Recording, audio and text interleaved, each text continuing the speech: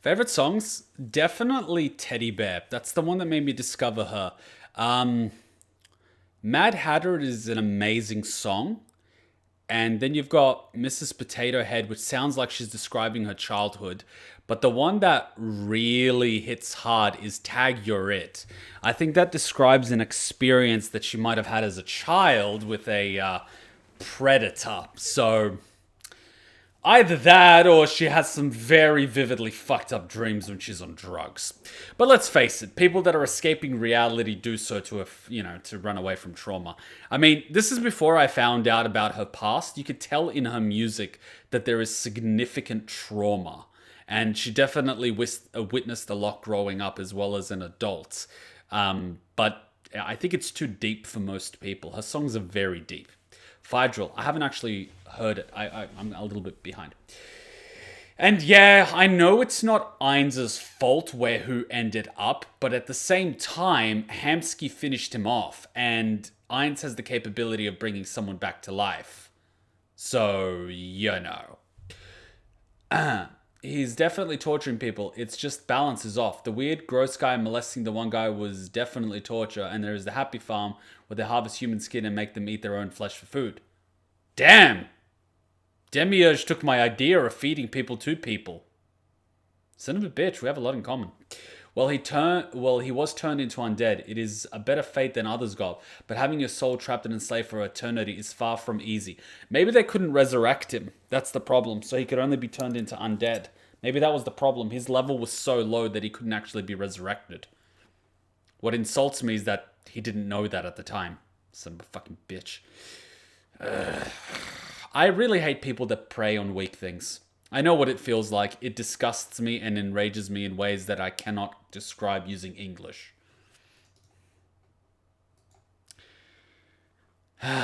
Alright, let's watch Bone Daddy smash 4 people at the same time. Our challengers tonight are a band of 4 foolish human adventurers that dared to infiltrate the Great Tomb of Nazarick. And against them, we have the Supreme One. He's the illustrious Overlord of the Great Tomb of Nazarick. The King of Death itself, Lord Ainz. You can't tell me that he doesn't look like Hugh Hefner. I mean, come on! And his corner man, or rather lady, is the overseer of the Floor Guardians, Albedo! Oh, you could just tell she's like, oh yeah, I want to take that robe off. The 2 things we haven't actually seen from this opening yet is Pandora. We've seen all the torturers in the opening. We haven't seen Pandora yet, which makes me wonder what's going to happen with Pandora. And the other one is Gilgamesh riding somewhere. I think he's going to attack the village, but that's just my thought. Now, funny you should say that. On the other hand, if a kid charges with you at a knife, would you not defend yourself just because they were weaker than you? I actually had a dream after we played World's End Club. I effectively had a dream during my nap, and it was about that, I forget his name, but it was the fat kid in World Ends Club, and he basically had me at gunpoint. And so I was in a situation where I was trying to talk down the kid because, 1, you don't want to be shot, but 2, at the same time, didn't want to do anything violent to a kid. And it was more so just because you have the intellectual advantage against the kid. And there are a lot of psychological tricks you can use to give yourself an advantage in such a situation. So you don't so much need the kid to put down the gun, you just sort of need to angle it away from yourself because someone with a gun is more vulnerable than they realize. At the same time, I was kind of worried that if I tried disarming a kid, I might break something. Because, yeah. So, to put an answer to your question, if a kid charged at me with a knife, it'd be a little bit like those bull people with the red thing, sort of get the fuck out of the way and, kick the kid to disable him. I'm not saying I wouldn't hurt someone to disarm them, but I would definitely use as minimal force as possible. Like, no different from if, say, for example, a female came at me with a knife. I mean, I wouldn't just stand there and get stabbed, but I would try not to cause injury beyond what's needed to disarm her. You know what I mean? Whereas if a guy came at me with a knife, I would care a lot less because, I mean, fair game, plus you have a knife and I don't, so fuck you. You know what I mean? Like, if a guy punched me versus a guy tried to stab me, I would approach the situation very differently because one's with an intent to kill, so I care a lot less about how much damage I do. Whereas the other guy just punched me, so, you know, I wouldn't kill him, sort of thing, you know? I mean, use sense. Plus, the kid's a stupid kid. I mean, teach him a lesson, but don't kill him. Didn't Ainz switch places with Pandora 2 episodes ago? He switched places with Pandora on the outside. That's the general answer to that question. Matador, the Spanish bullfighter. Wasn't there a bullfighter that got the horn in his ass and he was just getting dang, dang, dang for a little while? What pisses me off about bullfighters is they actually pierce the bull prior to the fight. The bull doesn't actually want to charge. The bull is literally fighting for its life because it's actually stabbed prior. It's already in pain and bleeding. So I don't consider that fair. I mean, the bull wouldn't charge you on its own. I mean, it would if you're threatening its territory, its young, or its females, but in the case of the bullfighters, they actually stab the bull. The bull is actually bleeding to death while it's running around. So keep that in mind next time you think it looks cool. I don't like that type of cruelty. What the fuck? Yeah, that's what they do.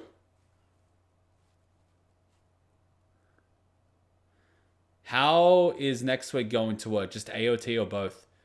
I'll come up with a solution because we're over the halfway point for this anyway. So, you know, I'll figure it out during the week. Don't worry. Okay, let's enjoy the show. But yeah, bullfighters, not exactly fair. And then they finish off the bull at the end. I can't say I exactly feel bad for the bullfighters when the bull wins. Let's just put it that way. This is my fault. I wanted the money and got too greedy. What, are you kidding me? If the rest of us weren't just as greedy, then we wouldn't be here. That's right. We all decided to take on this job together. Comes with the territory. Sometimes it could go south, right? I'm not hopeful, but let's try to talk this through. Might be worth a shot. I mean, this is the only guy that you can actually negotiate with. So, you know, they struck fucking gold. Try, like, offer to work his shaft or something. I must offer you my most sincere apologies, Master Ainz Ul, Ainz Ul Gome. You really fucked that one up. You really fucked that one up. Really, dude? Really? You couldn't even remember his fucking name. I mean, granted, I do that all the time, but really, they just told it to you. Yes, of course, Master Ainz Ul Gome. My God. I'm deeply sorry for any displeasure that our intrusion has caused you. You better get on your knees if you're working that shaft at this point, because you're already fucked up. You might as well work the balls, too. If you might show us your mercy, I would gladly pay any price you ask. Really? You're trying to bribe the guy with a tomb of literal gold. We have plenty of gold to offer. You suck at this, don't you? You see, you just insulted him. So let me get this straight. You break into his guy's house to steal his gold, and you're trying to buy your way out of the situation with gold. By the way, I'm loving the crimson on that robe. I want that robe. Anyone know where I can get that robe? You know what? I absolutely hate silk. I can't touch silk. No, thank you. I'm afraid that your perspective is flawed. Indeed it is. After all, if you were to find maggots in your food, you wouldn't ask what they had to offer. You would crush them dead on the spot. Although in that case, the maggots themselves are blameless. You, on the other hand, knew full well what you were doing. You invaded my home to satisfy your petty greed. That makes you lower than a maggot. Yeah, your only shot with this one is to try to spin it that it wasn't greed, but rather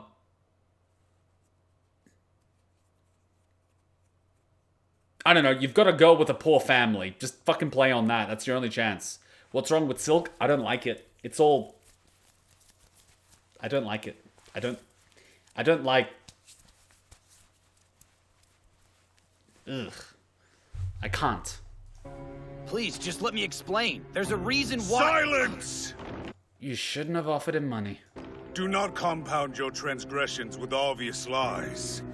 What if we were given permission to be here? That's impossible. Who could have given you permission other than myself? I assure you, it happened. You're bluffing. Buying time. Making a fool of me. But fine. I'll entertain your little story. Since you are so confident, tell me, who gave you permission to be here? It could only be one person. Surely you must know him. Person. Or rather, monster, and a giant one at that. I only spoke to him for a moment, so I'm afraid he didn't give me his name. A giant, you say? Can you elaborate? What did he look like? His body was real shiny. Shiny? Huh.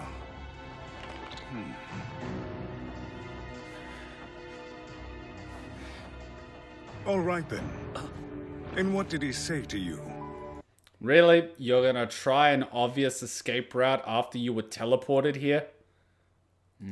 One thing first. I want you to promise we can leave here in peace. Why would he promise you that? He's holding all the cards. If what you claim is true and you really were granted entrance by a comrade of mine, then yes, I shall allow you to leave here unharmed. Comrade. What did he say to you?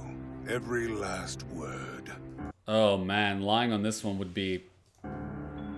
He said, if you go to the Great Tomb of Nazarick, give Ainz my regards. That was the last I saw of him. That's a hell of a bluff. Ainz. Give Ainz my regards, he said. That's like a shot in the dark. Uh-huh. Because, I mean, using someone's first name as a nickname is really... That's like a shot in the dark.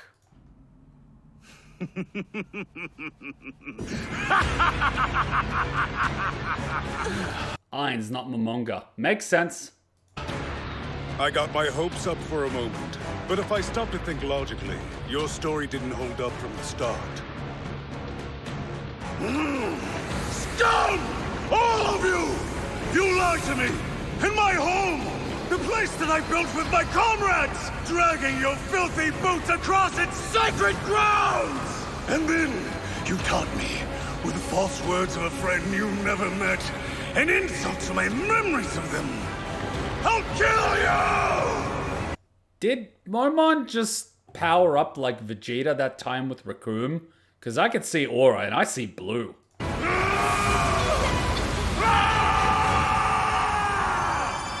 Well, those are my feelings. Did he just get a fucking lobotomy mid-sentence? Holy shit! Seriously, this is the fucking thumbnail, ladies and gentlemen. Future Kuma, 519.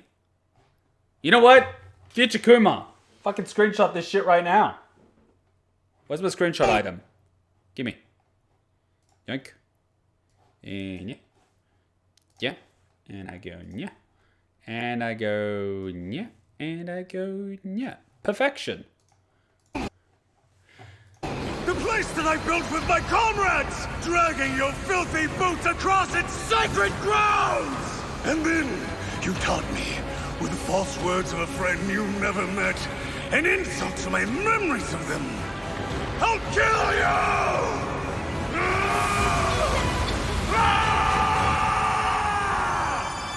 Well, those are my feelings.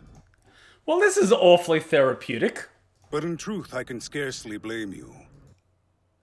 Just how much drugs did they give you? Your life hangs in the balance after all. Wow, he's approaching this from a very calm and rational point of view. I'm sure you would say anything to survive. Now get on... Why am I getting deja vu?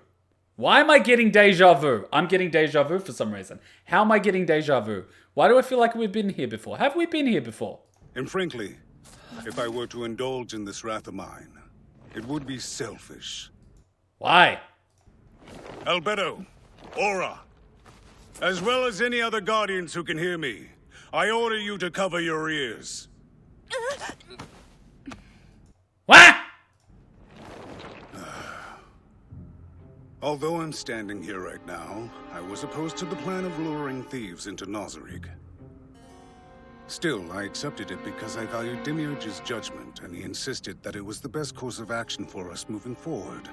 Is this therapy? This sounds like therapy. Well, it's fine. I'm done complaining. It's time to dispose of you vermin! Are you taking your clothes off? Why are you taking your clothes off? What the fuck? Listen up! You can stop covering your ears now.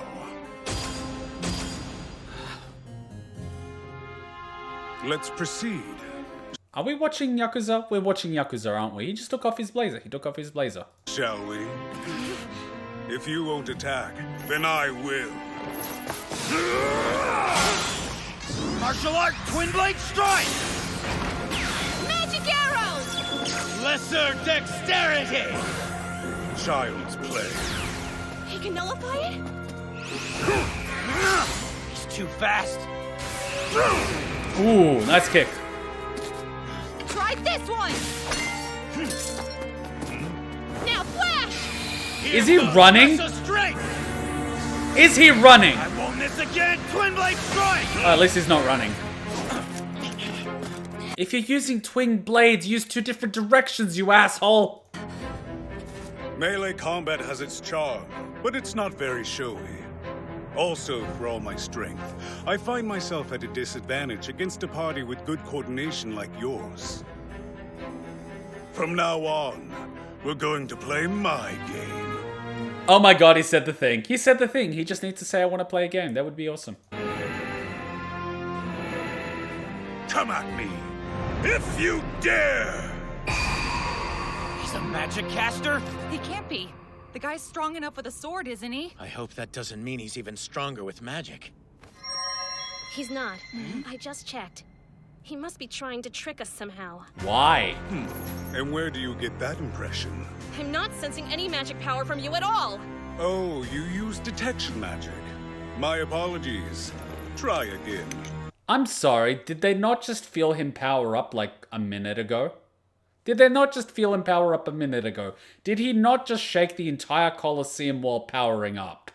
I mean, I might be a non-magic user, but I felt that. Oh, I'm sorry, what's his power level at? Something over 9,000? So much so that you're vomiting magic? I know I'm not exactly handsome, but vomiting at the sight of me is a bit rude. What did he just do? Everyone, run away! If we fight him, we'll all die! I've never seen power like this before! There it is! It's impossible! It's so powerful that it's literally a rainbow unicorn. Impossible! This is a nightmare! We're not dead yet. Quick, help her! Lion's heart. I mean it. He can crush us like insects. I felt it myself when he took off that ring a moment ago. My knees nearly gave out beneath me.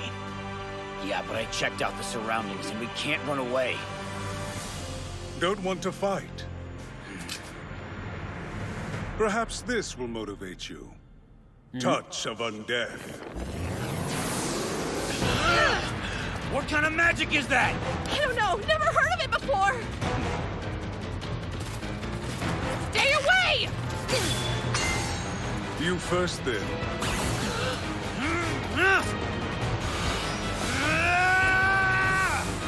He's right behind you! Fight me, you son of a bitch! Here goes. Martial art. Limit breaker. Physical boost. Did he just Final Fantasy? No pain! Iron fist!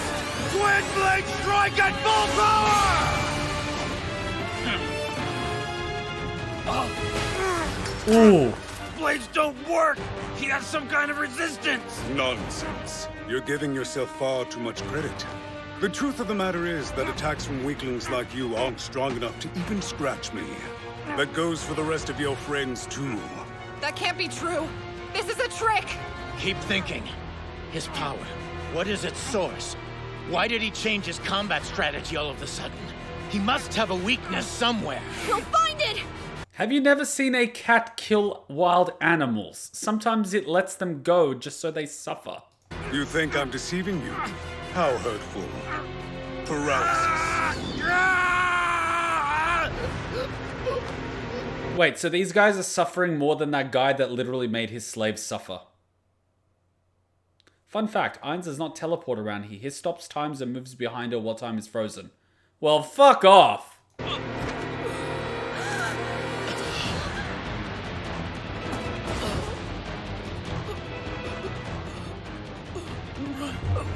So, he doesn't kill him, he paralyzes him so that he can observe his friend's suffering. Meanwhile, the guy that literally tortures people got off scot-free. Oh, come on. All it took was a simple paralysis spell and he's down for the count. I guess touch of undeath may have been a bit overkill. You idiot! I'm useless in this fight and he went after me first. You should have run away while you had the chance. Now look what happened. He risked his own life to protect you. The man deserves a little respect. I know that already. Hecaron's a great leader, a better one than I deserve. But he's still an idiot, just like you. You both lost your cool and made a huge mistake. What are you talking about? Take that spell off of him. If we don't return to our camp within a set time, the strongest man in the world will storm this place looking for us. Nice bluff.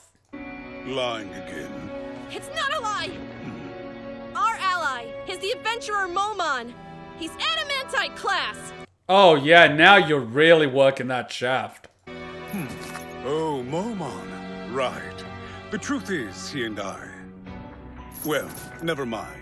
Let's just say that you won't be able to depend on him.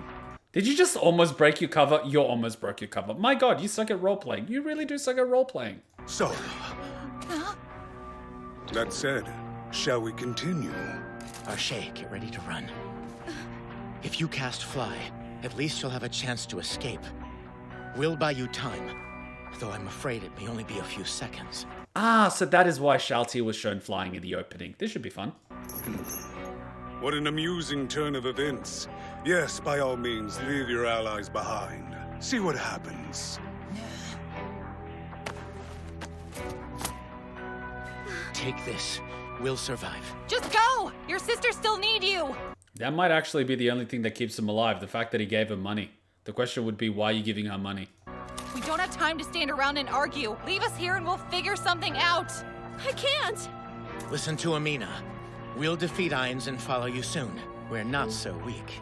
When we're done, you can buy us all a round of drinks. Have faith in us. If you don't come back, I'll never forgive you. Why? And in comes Shaltier. I said in comes Shaltier. You may be filthy thieves, but you seem to look out for your own at least. She is our comrade, after all. That's right. If your friends were in danger, wouldn't you do the same to protect them? That I would. Greater love hath no man than this, that a man lay down his life for his friends. Ah, was that the Gospel of Mark or John? We'll take responsibility for our crimes. But if your comrades taught you any compassion, then honor our sacrifice and spare our friend's life. That's all we ask. Liars such as yourself deserve no mercy. But I'm feeling sentimental, so I shall grant the girl a kindness. Shaltier! I want you to teach that girl the meaning of despair. Punish her by striking terror into her heart. Let her come to realize that she has no hope of ever returning home. Then, kill her mercifully, so that she does not suffer anymore. As you wish, Lord Ainz. A splendid plan. You monster. You ordered her killed and have the audacity to call it mercy? I assure you, for those who dare to march into Nazarick, death is not a punishment, but a release from true suffering, as you'll soon see. Don't give up on me! Of course not! Or maybe he did that just so they would fight at full force. I don't know.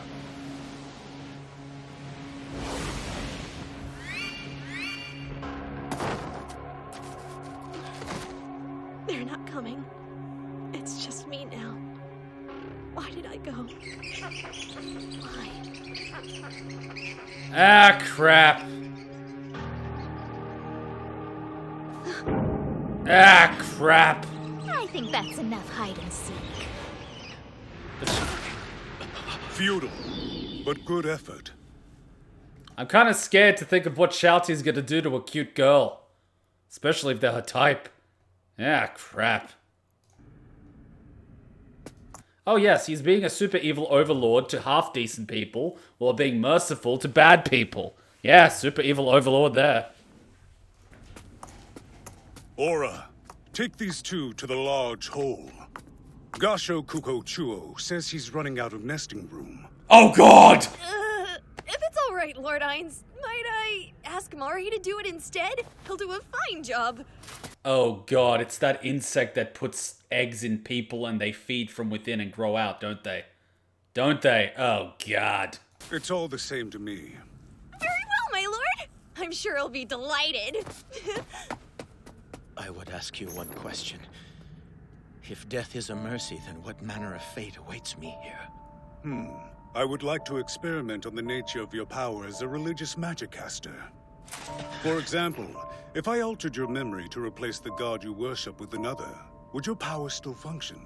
If so, then what is the value of your faith? And what is the purpose of knowing that? If you think I'm trying to confirm the existence of God, I assure you it's nothing so trite. My only goal is to find new sources of power to strengthen myself and my allies, to strengthen my nation.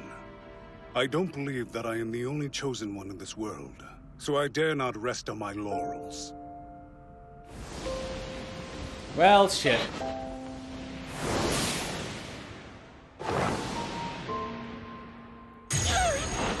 Well, there it is. Welcome to the barrier. Barrier? More like a wall. It seems you've yet to understand your situation. What you see before you is the 6th floor of the Great Tomb of Nazarick. What are you, a fucking hot air balloon? Ah, great, it's a pocket dimension. She's not actually outside. This whole place is a... Seriously, Ainz, how big is your penis? In other words, we're underground right now. Underground? Mm-hmm. Knowing that, will you still run? You built this giant forest as background? Are you fucking joking? Is there any point? A fair question, but no. I see. Can't blame you for trying, but we're done here. Oh yeah, she's her type. Well, you're done at least. I'm just getting to the good part. Though I am a bit disappointed you didn't break down into tears for me. Oh boy. Don't worry, I'll be quick. Why, you'll hardly feel a thing when I kill you. You have Lord Ainz to thank for such a generous mercy. But first... This is so Salty, rapey. huh?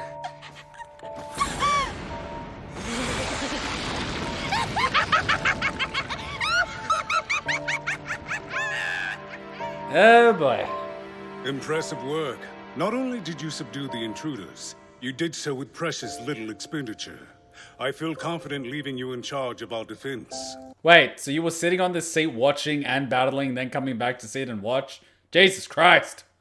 Web novel, she makes her a sex toy. Even the poor girl doesn't make it out. My god. My god!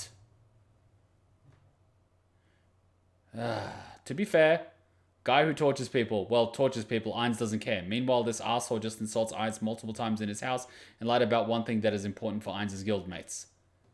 To be fair, he approached the situation the wrong way. If he was going to appeal to his humanity, he should have done it first before trying to bribe him. Shalti have her way with her, if you know what I mean. Ugh. The cleric ends up as a mindless vegetable for mind-altering spells.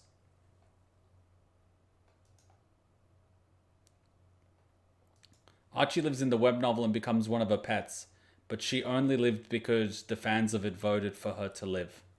Wow. So basically, Shalti gets sex toys. And we have 69 viewers. This is like the one time I didn't want this to happen because Shalty is so rapey. I mean, it's kind of sad that the innocent girl that just wants to save her sisters is the one that ends up an immortal vampire sex slave. I feel bad for her because her reasons for being here were genuine. It just goes to show that the world isn't sequential. Good doesn't lead to good, nor bad to bad. In light novel, Archie is killed and her sisters are sold to slavery and die. Archie's sisters end up being sold as sex slaves by their dad to pay for his debt and die from overuse.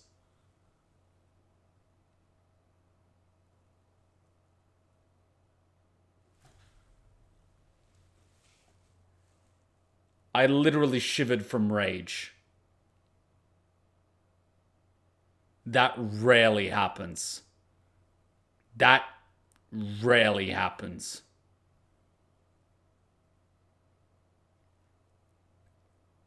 Yeah, that was confirmed in the interview.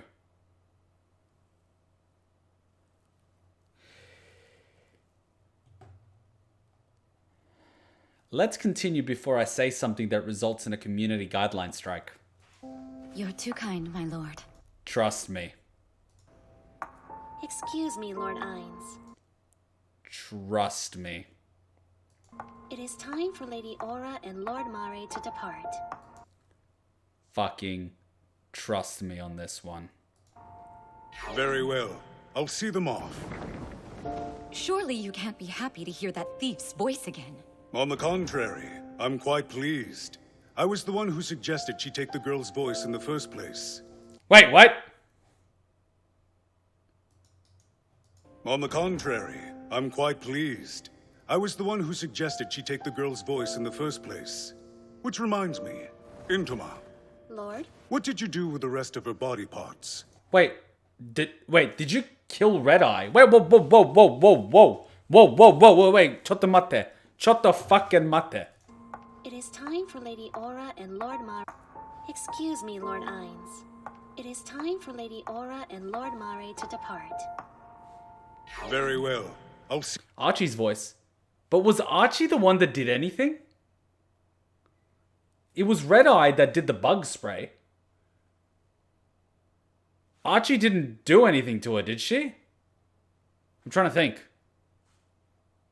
Wasn't Red Eye the one that did the thing? See them off. Surely you can't be happy to hear that thief's voice again. On the contrary, I'm quite pleased. I was the one who suggested she take the girl's voice in the first place. Wait, whoa. So in order to spare Red Eye's voice, Evil Eye, Red Eye, Demon Eye, whatever, she has an eye, you are using this girl instead.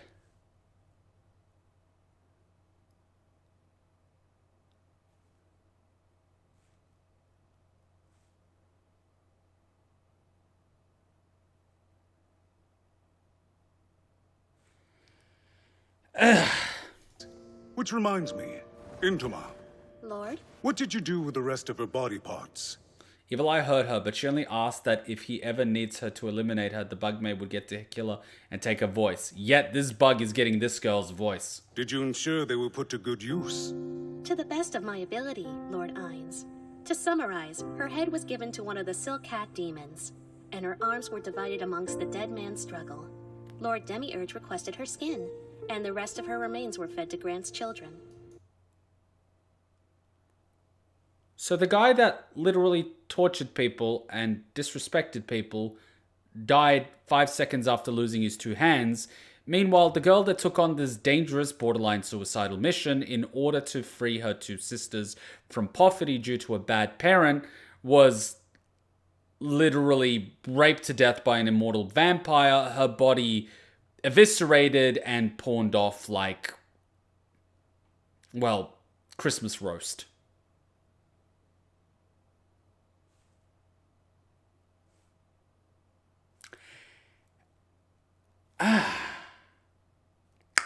In the web novel, after a year or so of being Shaltia's toy, Archie is needed for some shit in Empire. I think she teached Ainz how to dance and shit like that. And as a reward, she gets her freedom back. But on top of that, Ainz found and saved her sisters from, well, what happened in the light novel.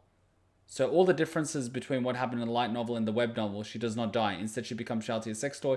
She also teaches Ainz to dance. Her sisters who did not die were allowed to live peacefully on the 6th floor. She was used because she was there. Forgot Evil Eye at all for now. Skin is used for making scrolls.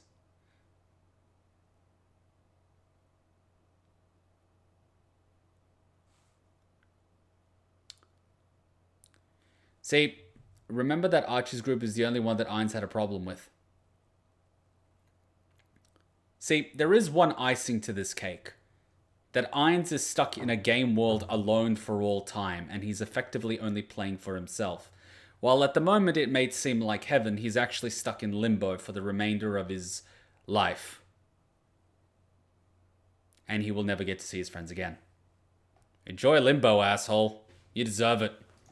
In the end, I believe every last piece of her was useful in some way. Good. I'm pleased to hear it. It is the responsibility of the hunter to use every part of its prey without waste. This is how we respect the dead. You're not an Indian! Nor are you a hunter.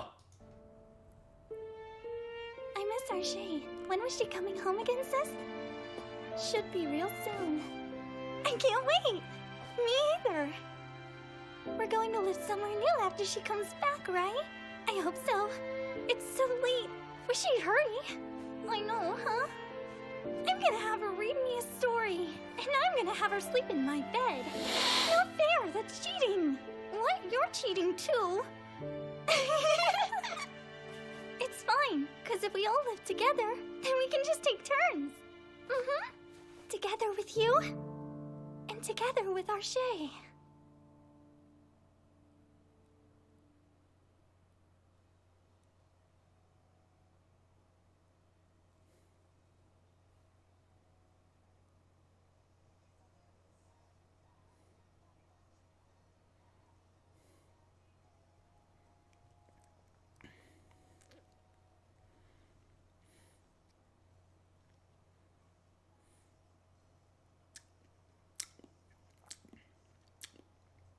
Post-credit scene? None of the workers survived? So soon, too.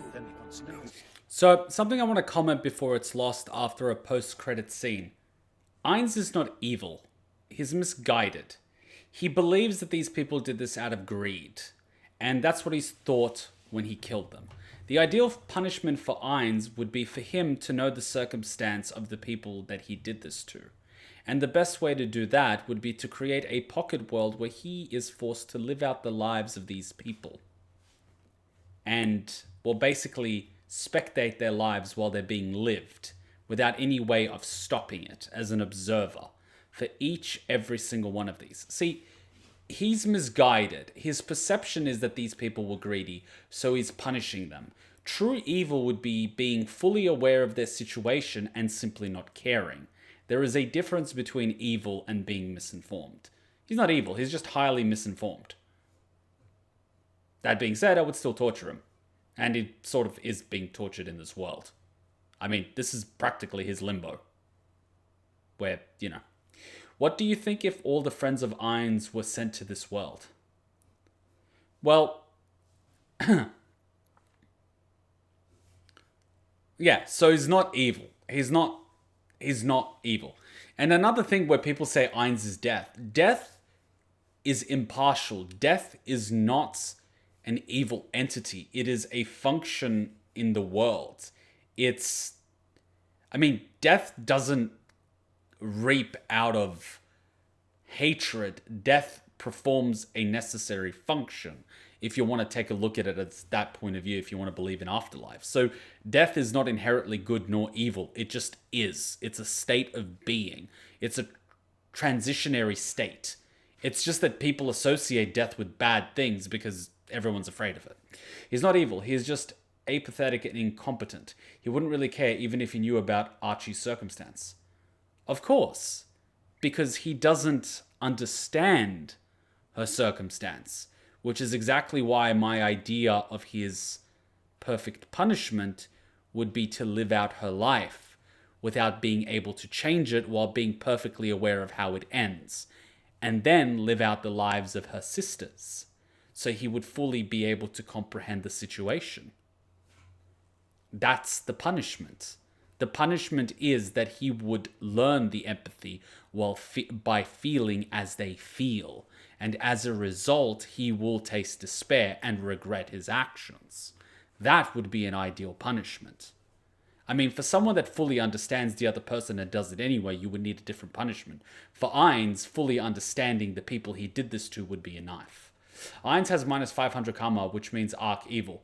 That's all well and good on a little slide when you're creating a character, but if I was to give him the opportunity for him to experience and live the lives of these people, he would experience what they experience without any emotional inhibitors. That's the whole point. That's the point. That's why it's a punishment. It's also a lesson. And then you would just put him back in the world, and he will try to make different decisions, but unfortunately it would play out again the same way. That is punishment. Ainz is true neutral with a bit of twist into the evil side. His humanity is almost completely gone at this point, and he doesn't have emotions anymore. He's literally unable to care. The evil one in Demiurge who is literally turned up by torturing people. Well, like I said, people use video games and all these type of scenarios to live out a fantasy. It's their way of trying out something they wouldn't be able to try out in real life. My one is just teaching them a lesson through it. I mean, a lot of people, but you get what I mean. There is no justice. There is just us. I thought the quote was, there is no justice, only revenge. Outside of Nazarick, he cares only about people who are beneficial to him, like the potion makers. He still feels joys and sadness, just not in great detail. Yeah, because he's got the emotional inhibitors. Imagine if those were disabled, and he got the experience of these poor young girls being sold off into sex slavery. I'm sure that his opinion on the situation would change greatly once he started getting, used. And then he had to live out the life of the other one. Most people don't care until it affects them. That's how people naturally are. They're only empathetic to people that they like. It's the flaw of humanity. It's why people are able to be assholes. And which is why single children turn out to be sociopaths, because they never learn to share. It's just, it's a thing. It's a thing. That being said, in terms of Twisted, this isn't enough to deter me at all. I find it sad that good people get these scenarios, but I'm quite aware of it. I know that good people are the ones to suffer, and the evil ones are the ones that get rewarded. That is just the world that we are in. I mean, this world is technically like purgatory. I don't see much goodness in it. But anyway, it is what it is. So soon, too. Very well, then. Now we know the strength of these Ainz who will go. See? They were just used as a probe. Those were high capable teams, so he's not to be trifled with. He's a true threat. You have grown to be a fine leader. Ah, yes, sending in the pawns first with promise of riches. I've served under 6 generations of emperors, and even amongst this kingdom's finest, your talents are extraordinary.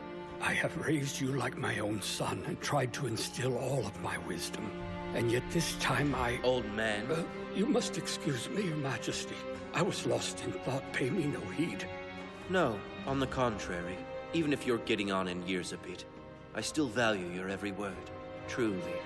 Thank you for your kindness. I shall endeavor to be ever worthy of such favor. As for the workers, we need to clean up the pieces. Taking the head of one foolish noble should settle things nicely. Was that the idea? Just as you say, Your Majesty, and the people in this room are the only ones who know the truth of it. Although to be safe, I suppose we... What is this? Are we under attack? Your Majesty! A dragon! A dragon has landed in the inner garden! What the hell is going on here? It's not from the Council State, is it? Why did the Royal Air Guard let it through? Lord Paradigm, do you have any clue what this is about? Unfortunately, it's not a dragon I'm familiar with. But it seems to have dark elves riding on its back. He's just walking up to them. I don't know if that's smart. Your Majesty, please take cover. They landed on our roof. Clearly no place is safe. Even so. Everyone! Can you hear me? My name is Arabella Fiora, and this is Mari. Lord Ainz Gon sent us.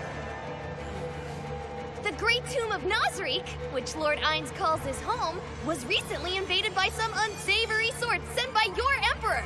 This has put him in a bad mood. If no one comes to apologize for this offense, he will reduce your country to ash. And as proof, we'll start by eliminating everyone here. Mari? Okay, here we go.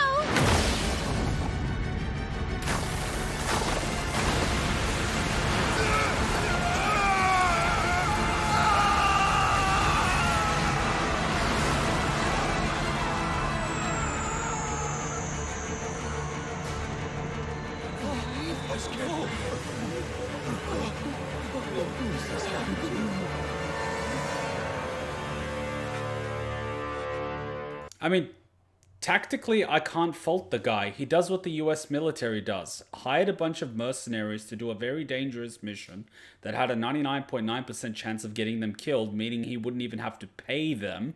And he's paying them pennies on the dollar, and their deaths aren't even a statistic as casualties in this battle because they're not members of this place. And no one's going to miss them. And no one's going to complain. I think he should apologize. He needs to bake Ainz a big cake.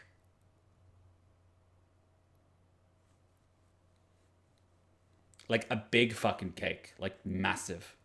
Like big cake. Like totally big. Like the biggest ever. Like the cake he had during his super sweet 16th birthday party can't even compare. Like that big. Like massive.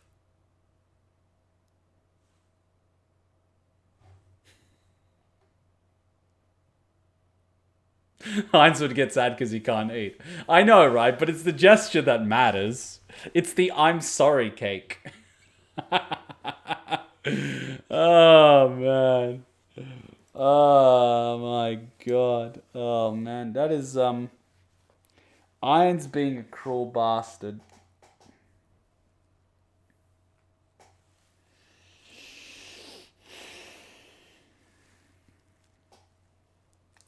You know, there is a wonderful moment in a lot of series, and I find when I'm editing, I leave this image in there, so it kind of takes a little bit of attention, and I want to slap past Kruma for not getting rid of it. So you see, I'm always improving the quality of these videos. There's always this wonderful moment when you're playing a game or watching an anime where you ask yourself, are we the baddies?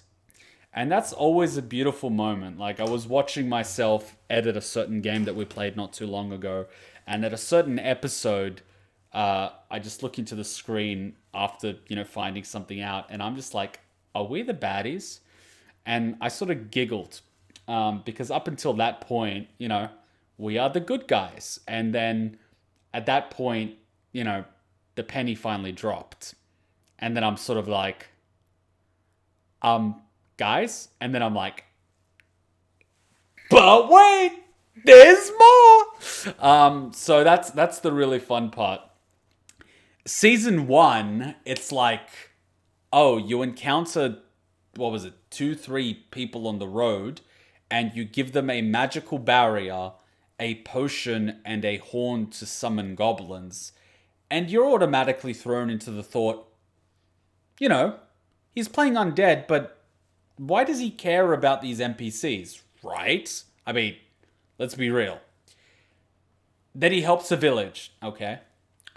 He stops an invasion by a bunch of religious fanatics that summon an ice angel and starts playing, you know, an adventurer because who wouldn't get bored commanding militaries from the bunker?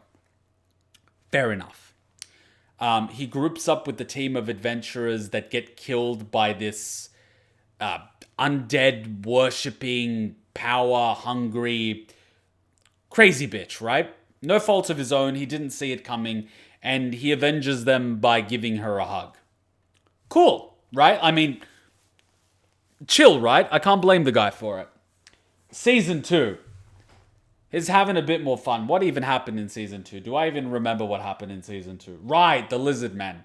I mean, that's easy to that's really easy to write off because they're not human, and it's easy for him to disassociate any empathy by just writing them off as lizard people. I mean, let's face it, humans are like that.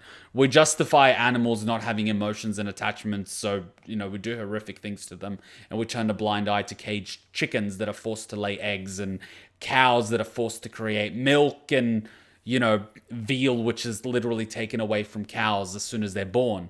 The little baby is born and they take it away for slaughter because the veal is extra tender. We turned a blind eye to that because they're animals. Okay, fine. Right? Fine. Turn a blind eye to the suffering of lizard people. Sure. Poor girls rescued from a brothel and all that sort of stuff. He kind of respects Sebas's request and even sends in a force to help clear out the area. Sure, he gains a little bit of the powers of the underworld and a criminal syndicate in the process, but ultimately he's saving a lot of victims in the process, and he's killing a bunch of criminals who have effectively chosen their path in life. Cool,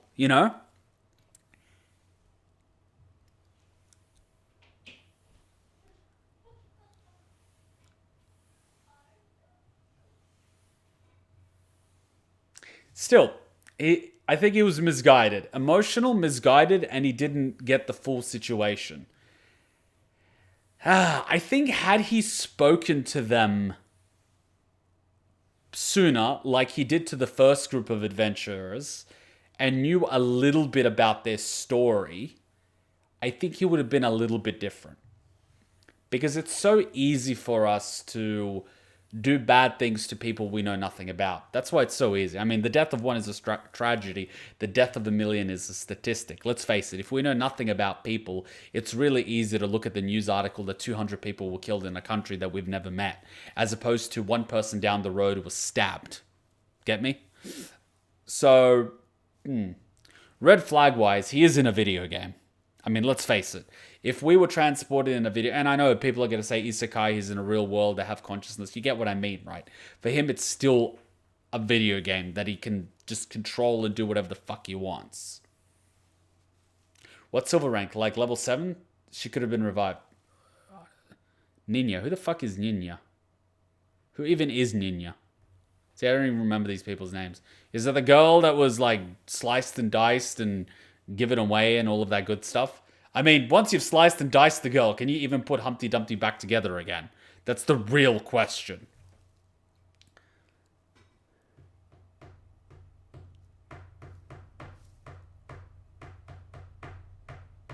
The girl from the first season? To be fair, the lizard people were thriving under his rule. It was the girl from the Swords of Darkness from season 1. Right, so was it the girl that got killed? Oh, right. Oh, yeah, there were bodies. And he could have technically resurrected them. And he makes the old granny pay everything she has, even though she's poor. Okay, Ainz is a bit of a dick.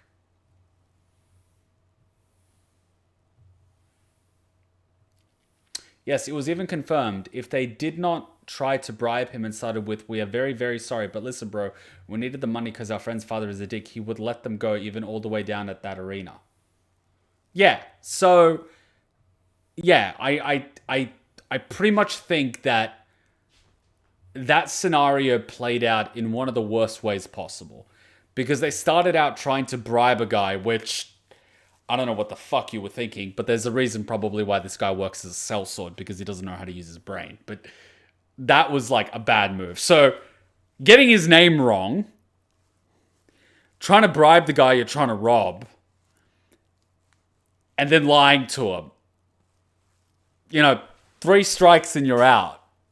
And then trying to beg to honor sacrifice and playing on his humanity.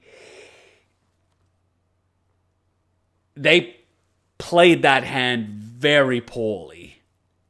You know what I mean? They played it poorly 3 times in a row. At that point, they beyond fucked up because he couldn't, believe anything that, like, he even heard them out with the friend part. He even heard them out. Like, they could have done something, but they royally fucked up. But look, it's neither here nor there. from my point of view, that scenario played out badly. And given that scenario, he's not pure evil. Pure evil is understanding the circumstance, being able to empathize, and not caring. That is evil. Having a incorrect, not having all the details is different. So, not pure evil, but I would still punish him for it. That being said, we've all done bad things at some point or another. But, what it is. Gilgamesh, you're going to have fun. I hope you know how to apologize. If you don't, you're going to have a lot of fun. Someone breaks into your house to loot, plunder, and kill would make me want to torture them too. Well,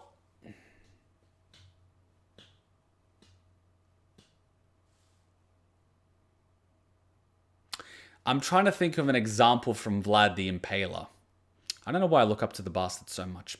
But there was this... Actually, thought of an example.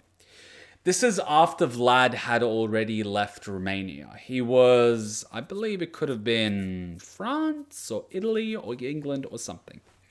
He was somewhere. And he was in this household that was, like a mansion with his gates. And a thief had broken into the household, to rob the place or hide from police or something like that. And two police, he was in Hungary, thank you very much. Thank you, you know this story. And these two guards, these two police or something, went onto the premises that were looking for this thief. And Vlad basically killed one of them. And the guards were like, what the fuck, dude? There's a thief out here. There's this, and that. And his whole thing was, he's on my property. I will go and fetch him. And if I decide to bring him to you, I will. But you're on my property, and I'm the lord of this property. And you should not be invading it. You should not be on my property. It's disrespectful. You're on my territory, which is why I killed one of you guys. And, he obviously went out to get the thief. I'm pretty sure he would have had a conversation with the thief about something, trying to find out. Vlad was like, no warrant, you can't come in. Well, basically. I mean, Vlad knew a thing or two about being persecuted. So, he can empathize with that scenario. But at the same time, he had a principle of, I am going to judge him. He is on my land. I am the lord of. I'm the one that passes the judgment, not you. And I kind of respect that in its own way. So, I think, I'll do a scenario. I wake up in the middle of the night and someone's broken into my house. If it's a burglar, balaclava, gun in hand, or a knife or something like that, I have absolutely no qualms of doing what I need to do. Let's flip the scenario. It's a homeless child that's stealing from the fridge.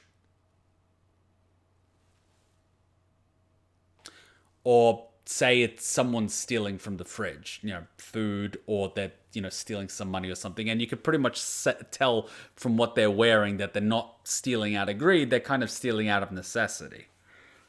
They're unarmed, obviously. They're not prepared for killing someone, nor do they have the will to. You can ascertain very quickly whether or not they're ready to do something like that. Would I even call the cops is a question. I probably wouldn't. I would probably be like, what the fuck? And, very quickly you would see what they do, whether they're calm or not. If they're inexperienced, it would be deers in a headlights sort of thing. The adrenaline would take over and they would lock and freeze up. And, that would kind of be pointless. They wouldn't even be able to run properly. Would I call the cops? Probably not. I don't know. I would probably give them what they need. Not what they want, but what they need, and get them the fuck out. And literally, if you come here another time, I might take a limb or two. And then I'd say that the place was broken into and the insurance would cover the damages and the valuables stolen. Sure, it would cost me my excess on my insurance, but I mean, I don't want to get someone that's stealing a loaf of bread for their family sent to jail. You know what I mean? But if it was someone that was breaking in because they wanted a new TV, well, I'd gladly put their head through my TV, even though I don't have one here, but you get my point, right? There's a difference. There's a significant difference. I mean, a lot of the convicts that got sent to places like Australia were not very dangerous criminals, which is why they put them on a ship, because they knew they wouldn't overrun and riot it and they would be easy to control. But more times than not, there were people that stole food, because in that time during the industrial age in Great Britain, the crime rate was through the roof, even though they were executing people for petty theft. Because, one, the aristocrats and the rich people and politicians were eating steaks and drinking wine, but because of the Industrial Revolution and all the machinery and productivity and whatnot, people were working 10, 11 hours a day. Kids were working with machine presses, literally losing their limbs. There was no safety, and it was mass pollution, and the rich were getting richer and the poorer were getting poorer. And so some people that were working 10, 11 hours a day, literally to their death, were unable to feed themselves, their wife, and possibly their kids. And so they would risk imprisonment or being hanged by stealing food. They weren't even stealing a lot. They were stealing potatoes, bread, and bare necessities. Would I punish these people? No. No. People, especially in a prosperous nation, should not go hungry. Would I punish them? No. That is a symptom of a sick society. The fact that there's people going hungry. Would I punish someone that's doing something like that out of... Hell, I would punish the guy destroying the life savings of pensioners because he's a corporate greedy asshole more than the guy that's risking his safety and freedom to feed his starving family. One, I would consider a good father, even though he's doing something morally questionable, but I'd consider him a good father as opposed to the other one that's a corporate psychopath, you know.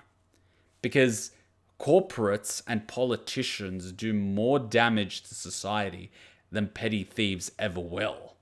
Yet they're the ones that get tax-free bonuses. Right? But we hold them in high regard because they wear fancy suits and drive expensive cars. Yet no one looks down on the guy in a pharmaceutical company jacking up the price of life-saving medicines. We look at them as the pinnacle of society. No one's looking at the high-class corporate lawyers or the criminal lawyers that literally get guilty people out of jail while innocent people that can't afford legal representation get sent to jail. No one's looking down on politicians literally selling themselves like a bunch of prostitutes and selling out their own people they're supposed to be serving. Yet we look down on people that are doing something out of necessity like petty theft because they're criminals. Yet people are doing far worse and we look down on them. And they're doing it out of greed, not necessity. So I think circumstance is very important, highly important. As a society, we're not as bad as we were. I mean, at least now we have much better judges. But I think we as a society are not nearly as civilized as we like to think we are. There are a lot of, in a lot of country, old people that would prefer to be in prison because they receive medical care, whereas in society they do not, because medical care is not a fundamental human right.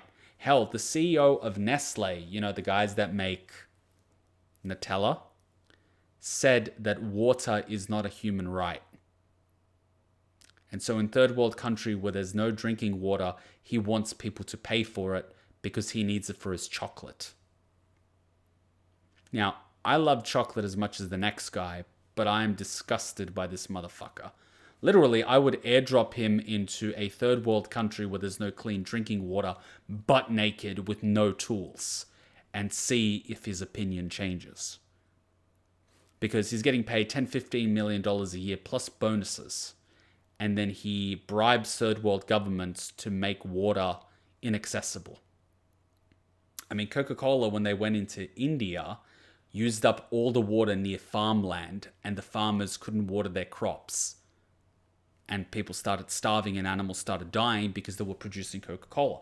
What India did at the time was they fucking banned them, kicked them out of the country, and so, Pepsi came in and they bought 1/10 of the bottling stations and they started using water moderately without sucking the rivers dry. But you see what I mean.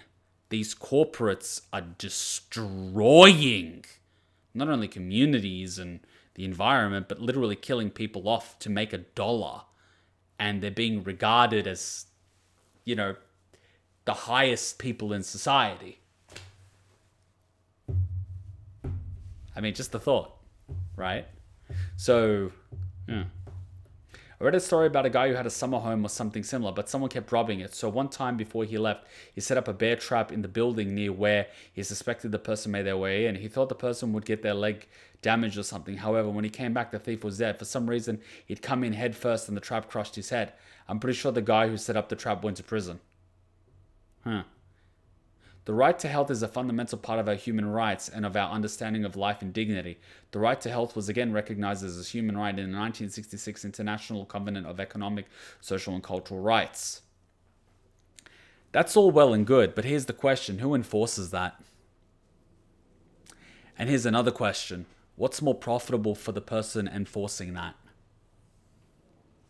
The problem is that people didn't care that you can't eat money. Yeah, obviously giant corporations are likely the most evil shit out there. It's not that they're evil, it's just that they're machines with no soul. And it doesn't help that the people in government are careered politicians that are just there to line their own pockets. And it's a shame that the divide and conquer strategy within communities and countries is being used to keep everyone against each other. I mean, they turn men versus women, young versus old, black versus white, English speaking versus non-English speaking, Christian versus non-Christian, heterosexual versus non-heterosexual. They divide the mass population and keep them busy fighting each other. Meanwhile, these assholes on the government and corporate side reap the benefits, and they don't care, because if you split up people, they can't organize and realize that they're getting fucked on all sides by the same people. They don't like any of them. I mean, hell, you put a bunch of people on a table during dinner and you'll realize they have a lot more in common than they think. But it's so much easier to keep everyone sliced and diced at each other's throats. The Iranian government selling water saw to foreign countries. The same people enforcing the punishment on the countries committed the war crime. So, no one. Yeah. So, am I surprised when I see something like this in an anime? No. A lot worse happens here. Don't even get me started about what people in this world do. Some people that you might even know from television, politics and stuff. Hell, celebrities are some of the worst. You know, the ones that are regarded as good people? You should see the skeletons in their closets. But, yeah. Anime and video games are an escape, but unfortunately, it's art imitating reality. It's not reality imitating art. It's art imitating reality. It's sad. I mean, it's sad. We saw the episode about Sebas saving a poor girl from sex slavery. You think that shit doesn't happen? You think that shit doesn't happen in the first world countries? It does. They just don't report on it because no one cares about economic migrants. And what I mean by economic migrants is that these people literally pay an arm and a leg to get to a first world country, and then they use the sex slaves to gangs. They keep them doped up on drugs with debts, and if they don't pay, they kill them. And the people are scared to go to any authorities because they'll be deported. You think that doesn't happen? It does. A lot. A lot more than you realize. And who are the people that their customers are mostly? These fucking corporates and politicians that want to visit these brothels anonymously. It's like Uber Eats. They call their people and they bring them a 16-year-old girl from Eastern Europe. You think this shit doesn't happen? It does. It's right under our noses. It's disgusting. And most of the people doing it are the very people that are on television talking about how crime is bad and how everyone has a fundamental human right to something. I mean, it's fucked up. Man, do I love reading about what happened to the soldiers involved in the terrible things Japan did to China in World War II. It's so satisfying to see hardly anything happen. Well, what happened to the people that were in charge of those experimentation facilities was that they got off scot-free because the American government needed their research material. It's the same thing like the rocket scientists and the torturers from Nazi Germany during World War II. They got absolved in exchange for information. Have you seen what happens to the worst criminals that they catch? They let them get off scot-free sometimes and give them lots of perks in exchange for information for turning rats. It's a thing. Here in Brazil, there are really advertisements in English for child sex tourism. It's...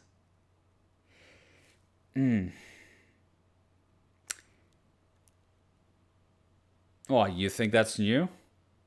What do you think Bangkok and Thailand is all about? Well, you think the government doesn't know about the sex tourism? Really? Really?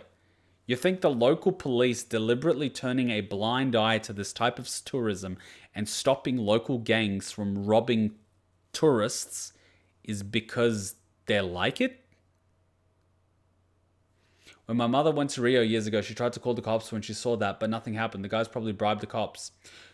I'll put it this way, and like through playing online, I know a guy that actually runs a brothel, well, several brothels in Thailand. It's not a brothel, it's a nightclub where you can get the girls, but you get what I mean. And he explained to me the system, and it's basically fairly simple, right?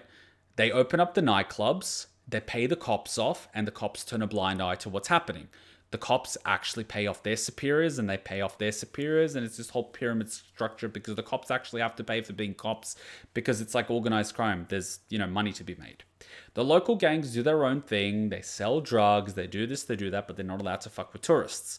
Reason being, it's all connected. The tourists are the ones that bring money in from overseas because everything is dirt cheap, including alcohol, drugs, prostitutes, and all that shit. That's why they're not allowed to be fucked with.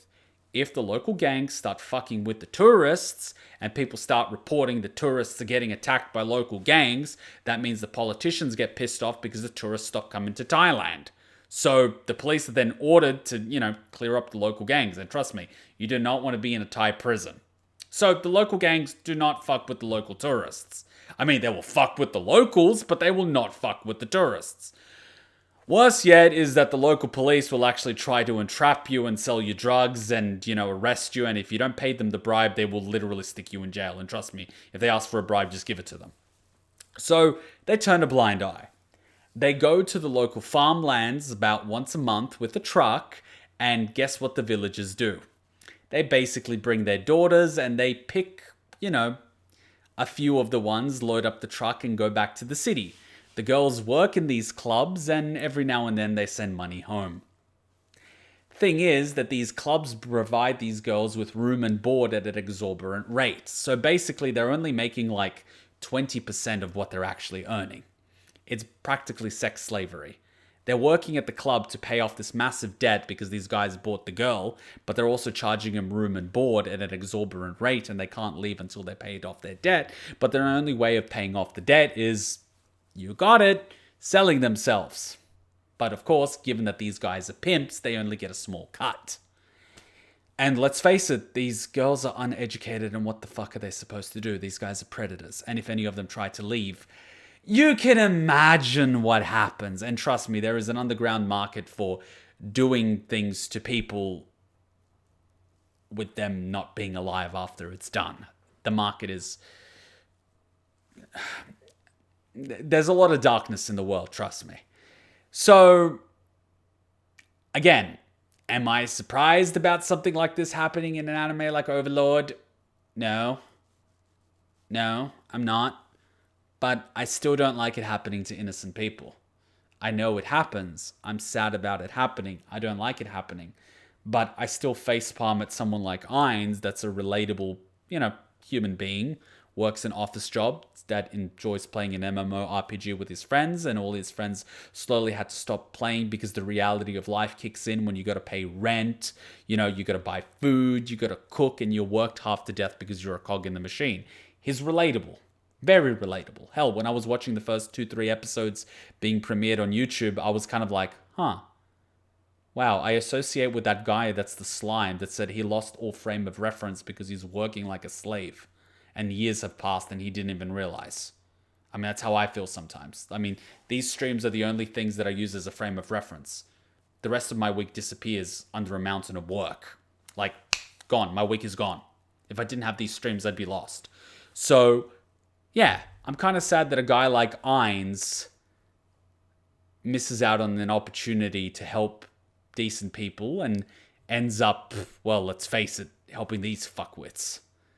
But that's unfortunately life.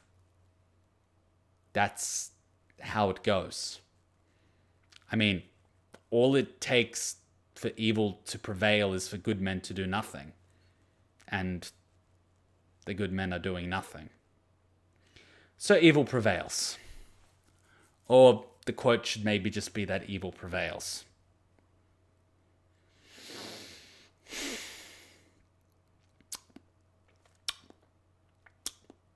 No, I can't do another episode. It's already 1 a.m. We had this nice outro. We went for an extra hour. Ah, such is life. Ned Kelly. I met a descendant of Ned Kelly. She was in my primary school. Cool girl. I think her name was Xanthi. Huh. Funny how I remember that name.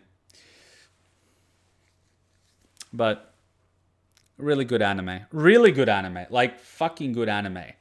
It definitely helps if you played MMOs. It definitely does help. I feel that a lot of, former Warcraft players and, any other player that played any sort of MMO would really appreciate this game. Particularly for anyone that's, working a 9 to 5, they can really appreciate what it's like. Reminiscing on the good old days. It definitely has elements. But at the same time, I'm kind of shocked to hear that this is the episode where many people run away. Because it gets a bit real. It's a good anime, and I think having a little bit of controversy is educational. But it's not surprising. Kudos for knowing about Ned Kelly. I'm a very curious creature. I'm very curious. I'm very inquisitive. I think there's a lot of wisdom in the past. And again, I don't know. I like this anime. I honestly would have liked if there were 24 episode seasons. But it is what it is. Though I'm loving it. I enjoyed it. And that was a very enjoyable episode. We're all nerds here. Well, we wouldn't be here if we weren't nerds. Let's just put it that way. There's a reason why we're all online, and there's a reason why we all enjoy anime and games and Discord, and we all get along, because normal people would have run for the hills already as soon as I started mentoring different ways to torture these people. But of course, there was an episode on torture, so, Season 4 coming in December. Is that confirmed? This December, right? Because that would be really cool. Like, really cool. I'd really like to watch that on a week-by-week basis. Though I would probably go a little bit crazy having to wait an entire week, but it is what it is. All right, guys, let's wrap it up. Anime Monday is awesome, but as you know, I got to wake up tomorrow and be a corporate slave cog in the machine and all that fun stuff. I tried waking up early this morning to reset my sleep cycle. Unfortunately, it didn't work to my advantage. I really just collapsed last night at 7 p.m. after that long live stream that lasted till about 4:30. So I collapsed at 7. I slept till about 4:30 a.m. I thought, hell yeah, I slept more than 8 hours. It should be good. I, cleaned up a little bit in the house, washing machine, dishwasher, and all that. Went back to bed, slept another 4 hours. Man, I was exhausted. But yesterday was fun. Resident Evil 4 was a lot of fun. So we're going to do this again sometime. Since we did watch Overlord back-to-back 6 hours, we are going to have to give Attack on Titan a little more time. That being said, we've only got about, 6 episodes of Overlord left. So we might even give Overlord 2 episodes next week, or maybe 3 episodes. We'll see, because there's not a lot left, and Attack on Titan needs a little bit of love, given that it lost this half day because I didn't download it because of an oversight. That's my bad. By half, you mean 1.5 of the dollars instead of 3 per season? Huh? Season 4 probably will be 13 episodes, but it'll cover half of the material. All right, I see. So it's almost like 24 episodes. It's the fight of trying to cover as much content as you can without spreading it too thin, but without making it too slow, because you never know how many seasons you'll get. It's a real shame. So let's just hope people keep buying the light novels and it keeps justifying creating more seasons. Though you guys did share something interesting. You said manga and web novel before you said light novel. Am I correct in what I heard? Is there a web novel, manga, and light novel with different stories? Meanwhile, 9 Piece has 9 million episodes a week. Well, One Piece sounds like a dairy cow that keeps getting milked, and people keep buying it, so they're going to keep milking it. So, you know what I mean? I mean, as a business decision, can you really blame them? I mean, if they can keep just pumping out something endlessly and people keep buying it, can you blame them for keep making it? It sounds silly, but, I mean, you can't blame them. I mean, it is money after all. And they do have bills to pay, so, you know. There is an alternate story, The Vampire Princess. I was more interested about the manga, light novel, web novel thing people mentioned. Because I'm curious as to how many storylines in Overlord out. Web novel was first, and it's beta version. Light novel is official canon version, and manga is just a joke. Right. Hey, what if Ainz didn't have Nazarick in the Guardians? Right. Wow. So, without comparing it to ReZero, web novel, light novel, night novel, manga. All we're missing at this point is a game. Web novel goes totally a different route after, well, this season. I mean, that's cool. You can explore and create a world that heads down different directions. I think that's a cool thing. There is also a side story 200 years before. Oh, right, the world building element of the MMO. Fair enough.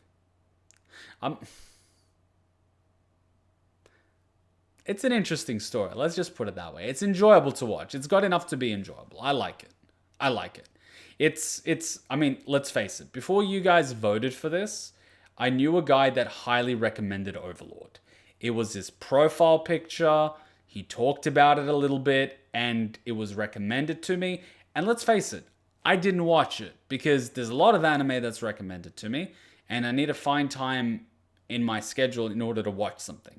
Thankfully, we created Anime Monday, which is on my weekly schedule to watch anime, and because there were so many recommendations, I just said, fuck it, you guys know anime, you guys watch anime, vote for something. If something wins, it must be good.